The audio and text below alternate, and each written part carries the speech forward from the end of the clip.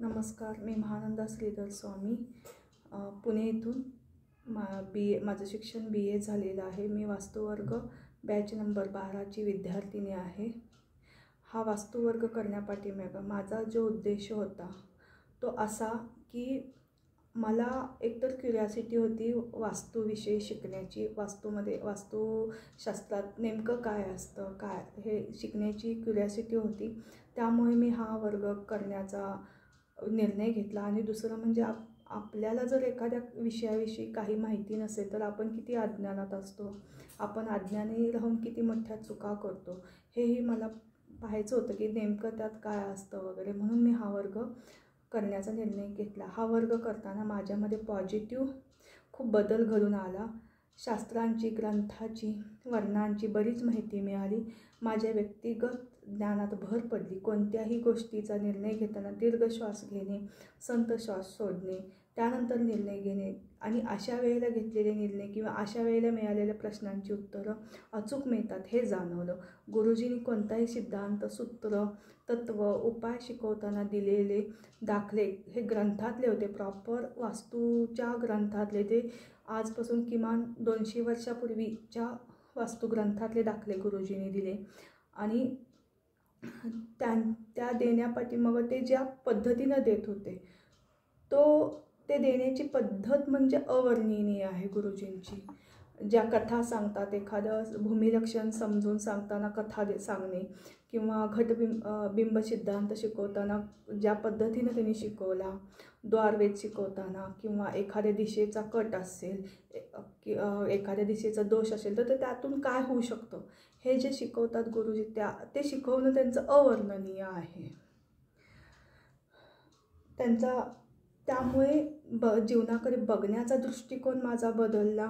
समाजामध्ये वावरताना आत्मविश्वास मिळाला। प्रत्येक दिशेचं महत्त्व, उपदिशा, त्यांची तत्त्व कळाली, स्वामी कळाले, रत्न कळाले, त्यांचा होणारा जीवनावर परिणाम कळाला, काकिनी विचार कळाला, भूमिलक्षण कळालं, घटबिंब सिद्धांत म्हणजे काय, झोन म्हणजे काय, कोणत्या दिशा कशा काम करतात आपल्या जीवनात हे कळालं। आणि अशा बऱ्याच गोष्टी या शब्दात मी सांगू शकणार नाही।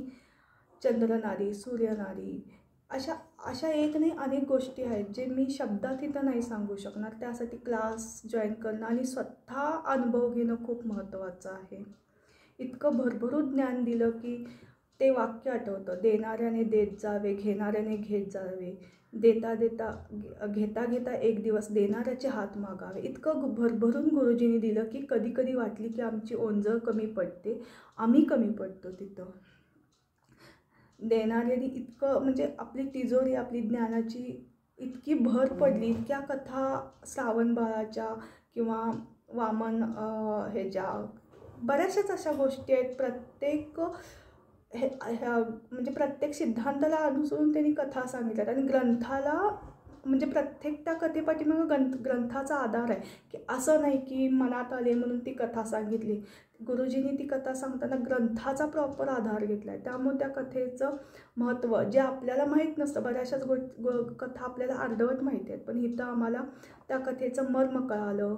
प्रत्येक कथेनं आपल्या आयुष्याशी निगडीत असणाऱ्या बऱ्याचशाच गोष्टी समजल्या।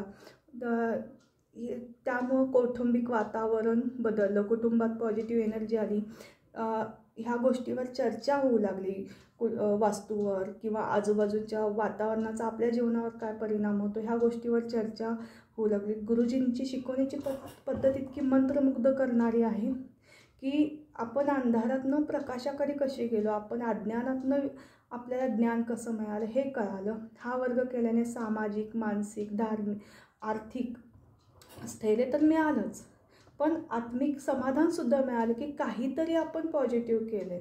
आपण जे पैसे घातले, आपण पैसे घालून आपण म्हणतो अरे आपण एवढे पैसे घातले ते, पण त्या पैशापेक्षा अमूल्य ज्ञान गुरुजींनी आम्हाला दिलं।